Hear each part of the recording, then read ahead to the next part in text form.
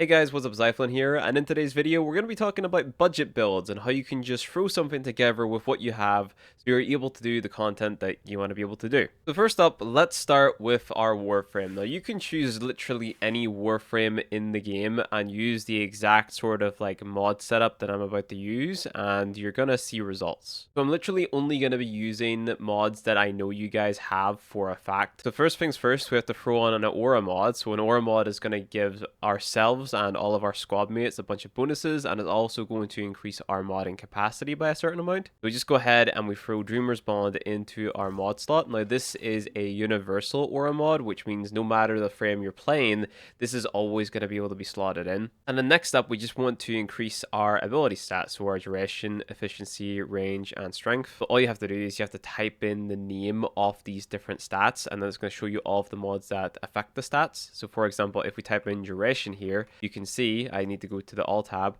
you can see that it shows all the mods that I've got which affect my duration stat in some way. Now the mod that you guys are going to have is actually just regular continuity, which costs 7, and it has a V-shape on it. So if you've got a V-shape on your frames modding section, you can go ahead and match it, but I'd recommend saving that for Intensify because Intensify is a little bit more costly. So we're just going to go ahead, throw on continuity here. X7 capacity gives us 30% more duration. I mentioned Intensify, so Intensify, as you guys can see, it costs 11. It also has a V polarity, so let's just go ahead, throw that on a V polarity. Gives us 30% strength.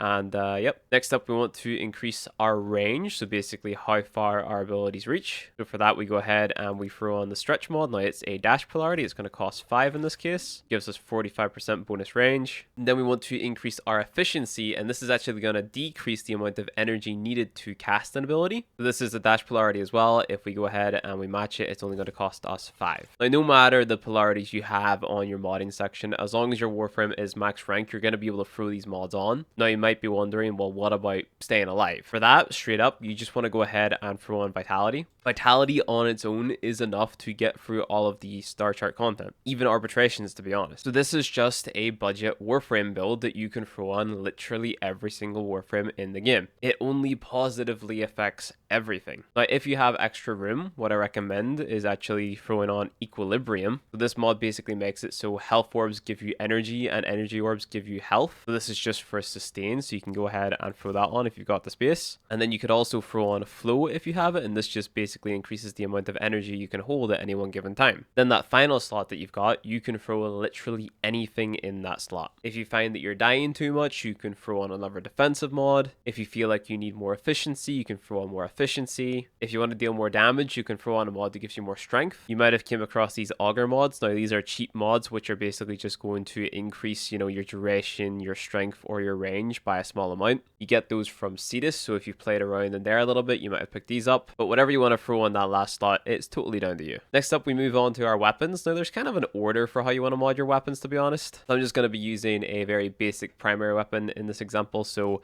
what we're going to do is we're going to go ahead and throw on Serration just to overall increase our damage. This mod is going to be on basically every single primary weapon that you use. And then after that, we want to consider throwing on elements. So if we go ahead and we type in the name of an elemental effect, such as Toxin, for example, we can throw on either Infected Clip or Malignant Force. It's totally down to you. I'm going to assume that more of you guys have Infected Clip rather than Malignant Force, so I'm going to go ahead and throw that on. That gives us Toxin damage. When I increase our damage even more and maybe have a cool elemental effect, so let's go ahead and type in Electric. That's going to give us our corrosive damage, like you can see. I could add a third element on here. I'm actually just going to go ahead and add the 6061. I'm going to go ahead and type in heat. This is Thermite Rounds, gives us heat damage. This gives us corrosive and heat. And then I want to go ahead and increase my critical chance and my critical damage some way. So I'm going to go ahead and type in Point Strike. That's my critical chance mod. It's sort of a budget one. And then Vital Sense. This is a crit damage mod. And like I said, if you don't know what mods do what, you can just go ahead and type in the name of the effect. So if I type in crit,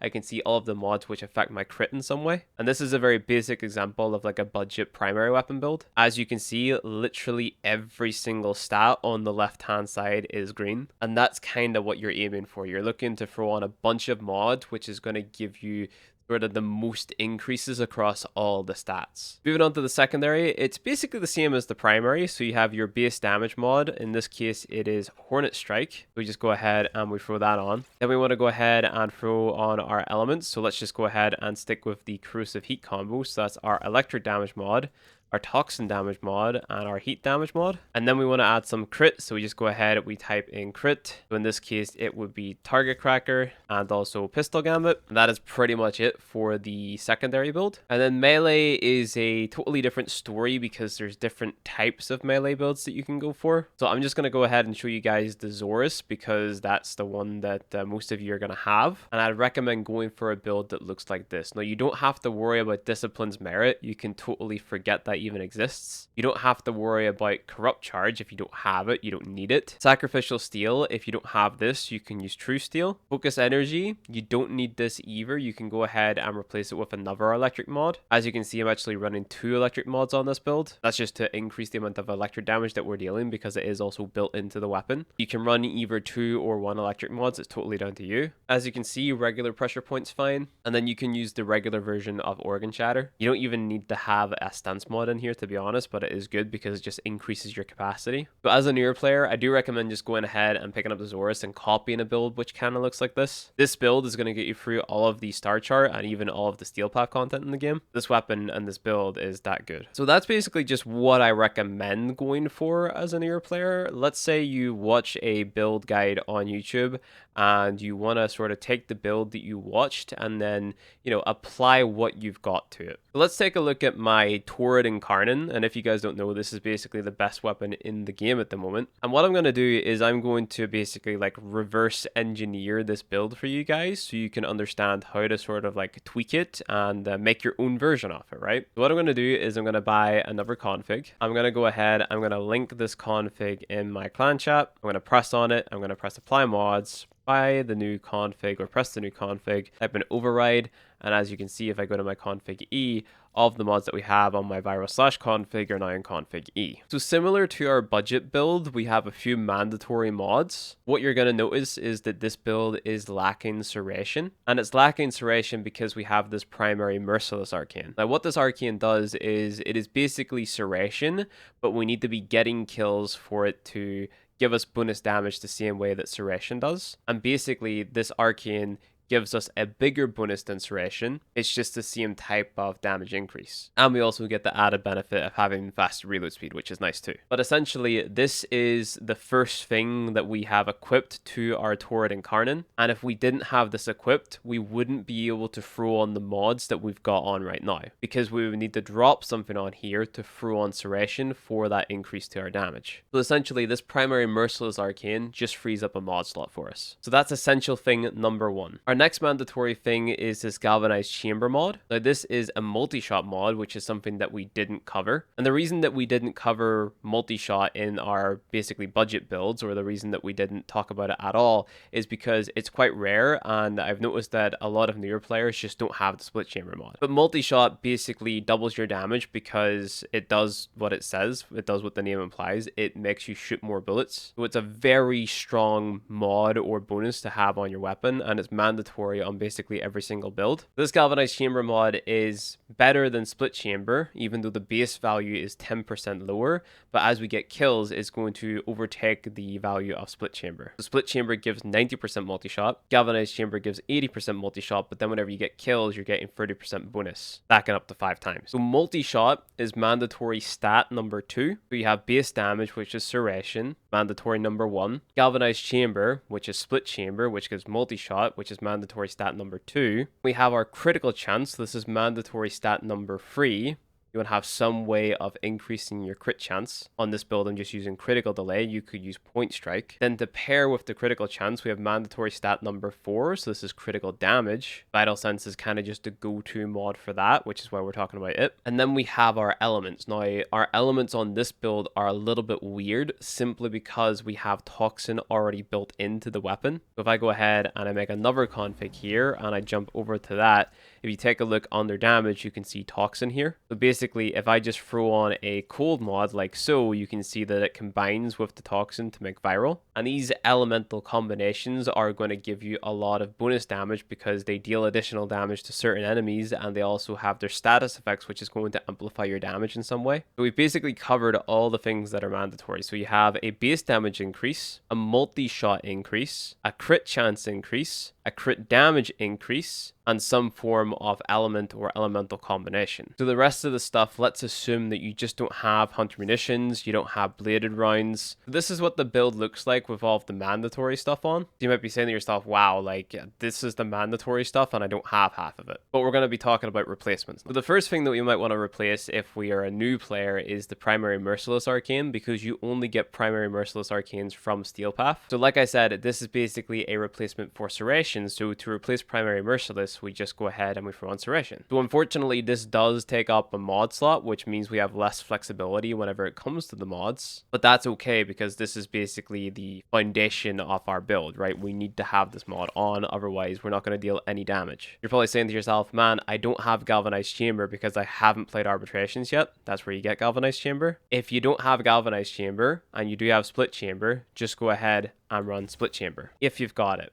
If you don't have it, I recommend going and doing Arbitrations, because you can do Arbitrations without the multi-shot mod, and you can pick up Galvanized Chamber for pretty cheap. It only takes like 20 Vitus Essence or something. So that's like one arbitration mission. But you do have to complete every node on the star chart to unlock Arbitrations. But yeah, if you don't have Galvanized Chamber and you do have Split Chamber, run Split Chamber. If you don't have Split Chamber, we can add another element. But for the sake of keeping it simple, I'm going to go ahead and keep Split Chamber on. So you probably don't have Prime Cryo rounds, but the cool thing is you can run any cold mod here. Prime Cryo rounds just gives us the highest bonus to cold damage, so that's why we run it on this build. But any source of cold damage is going to work here, because all we're aiming for is to make that viral elemental combo. So you can get the Rhyme rounds mod pretty early, so you want to just go ahead and throw that on. I'm just going to throw it on this slot here for now. Critical delay is the corrupted mod. Totally understand if you got bored of running corrupted vaults and you didn't want to farm up this mod, you can go ahead and replace it with Point Strike, which is a common mod. As you can see, you can't have the two of them on at the same time. So just go ahead and throw Point Strike on there. This is what your build would look like if you basically have absolutely nothing and you're totally new to the game and you wanted to build out a Torrid Incarnate. On a lot of builds that run viral damage as their elemental combo, you want to run the mod called Hunt Munitions, and you can get this from Cetus on Earth, which is the open world, and all you have to do is play bounties. You'll eventually get this mod, and basically what this does is whenever you land a critical hit, you have 30% chance to apply a slash proc, and what's going to happen is this is going to pair very well with the viral status effect that we have on the weapon, because viral is actually just going to amplify the amount of damage that the slash procs deal. So this is like a cool damage over time build that we're sort of going for here. So Hunt Munitions is also kind of a mandatory mod, but if you're running a gun that doesn't run viral damage, then it's not worth it to use this mod. So basically, with all of that accounted for, we've got 2 more open flex slots here, which we can basically run whatever we want. So fire rate is pretty good on the Torrid. So if you go into your little search bar here and you type in fire rate, you can see all the mods that you have that affect your fire rate in some way. So a beginner player, you're probably going to have speed trigger, so you could just go ahead and throw that on. I just went ahead and swapped around the order here because speed trigger costs more than rhyme rounds, so I figured I'd put that there. And then in this final slot, you can basically run anything that you want. The optimal pick would be to run a primed beam mod, and a primed beam mod is basically just another like multiplier for your damage. You remember we talked about 100 munitions and how that's going to give like bleed procs. It's going to make the enemy sort of like take damage to their health over time. Basically what these prime beam mods do is they amplify that damage over time effect, but you probably don't have that as a newer player. You probably only have the regular version, and it also depends on the polarities that you've got. So if you take a look at my build right here, like I have a D polarity here, so I can't really throw just anything on. So that kind of locks me into running just cryo rounds, to be honest. And this build is still pretty good, even though it uses very basic mods. And I'm going to prove it to you guys. I'm going to go ahead and I'm going to take it into a Steel Path mission. So whenever you go into a Steel Path mission, I'm going to assume that you're running the likes of Rhino. That's for staying alive and buffing up your damage. So I'm going to demonstrate with and without the roar buff active. So go ahead, turn on Steel Path mode, and we're going to zoom all the way out to Sedna, and we're going to go to Kappa, and we're just going to shoot some enemies. We're going to go in solo mode though. Now this is an incarnate weapon, so it does have the added benefit of sort of like transforming, but the fundamentals of like how to mod it basically stay the same. This just sort of has like a high sort of like base level of damage, if that makes sense. So it's going to seem like really good. Like a different weapon that you use might not seem as good as this one. This is just like a straight up good weapon, but I'm going to assume that you are trying to mod good weapons anyway, just in your own way. So first up, we've got the unbuff damage, and as you can see, I just killed that guy extremely quickly there, and that wasn't even with the incarnate form, that was just with the regular form. And this is Steel Path path enemies, guys. Level 120 with amplified armor and health and stuff like that. Left click, left click. I've got my incarnate form. Let's go ahead and activate that. We hold down left click, and as you can see, we're dealing damage. Now, if we activate our roar buff whenever I've got enough energy, go ahead and activate roar. Go down left click. As you can see, we deal even more damage. But you're going to be playing Warframe with your abilities turned on. What we can also do is we can actually spawn in one of the Demolisher enemies. The Demolishers are the really tanky enemies that a lot of players struggle with. They're the ones that go beep, beep, beep, beep, beep, and they come and they blow up your tire. This guy over here is marked. My Rhino's Roar is about to end, so I'm going to wait for that to turn back on. Go ahead, turn it on. My incarnate form is almost turned off as well. I'm going to go ahead and aim for his head. And as you can see, even with a very basic build, we're basically shredding this guy. He's Steel Path. We ended up killing him, easy peasy, and we still deal a lot of damage. So yeah, basically that's it. Like, it doesn't take the best mods in the game to shred like Steel Path enemies or anything like that. Sure, like the build isn't the most optimal thing in the world, and you're not killing them as fast as you would be if you had like maxed out galvanized mods and full primary merciless stacks and all that there type of stuff. But a lot of players, they go and they type in build for, let's say, Torrid, for example, and they see like the absolutely totally min-max build, and they try to mimic that as closely as they can, and they don't fit on one of the mandatory mods or one of the mandatory stats, and their build is like, oh my god, like I deal no damage, and it just is a bad experience for them, just because they didn't understand how to build the weapon. But the long story short is you have your base damage, so that is your Serration. You've got your critical chance, so that's your point strike, your critical damage, which is your vital sense. You have some form of multi-shot, either from split chamber or galvanized chamber. If you don't have that, it's room for another element. You've got your base element, so your elemental combination, so in our case, it's viral. I had Toxin already built into my weapon, so it allows me to run 2 cold mods instead of a cold and Toxin mod. So 2 elemental mods, always, Rhyme rounds and Cryo rounds, or at least 2 instances of elements, I guess, to make an elemental combo. In most cases, if you don't have split chamber or galvanized chamber, another element would do just fine. And then you have 2 slots to basically amplify the effectiveness of the weapon. So the Torrid benefits from having more fire rate, we threw that on. And because it's crit, we can go ahead and we can run the 100 munitions for that damage over time / proc. And that's basically it. Modding is as simple as that. So hopefully this video has helped you understand like how we go about making builds. So now you're able to look at basically anyone's build, reverse engineer it, and then, you know, make your own build with what you've got. And you're not going to be relying on YouTubers and overframe guides all of the time. That's pretty much it for how to put together budget builds. Thank you for watching the video. If you enjoyed it, don't forget to leave a like and subscribe, as it helps the channel a lot. If you want to get early access to my videos, you can become a channel member by pressing the join button beneath this video for $5 a month. Or if you want early access to other cool resources and behind the scenes content, you can subscribe to my Patreon for less than $5 a month. Consider clicking on the video on screen, and I'll see you guys in the next one.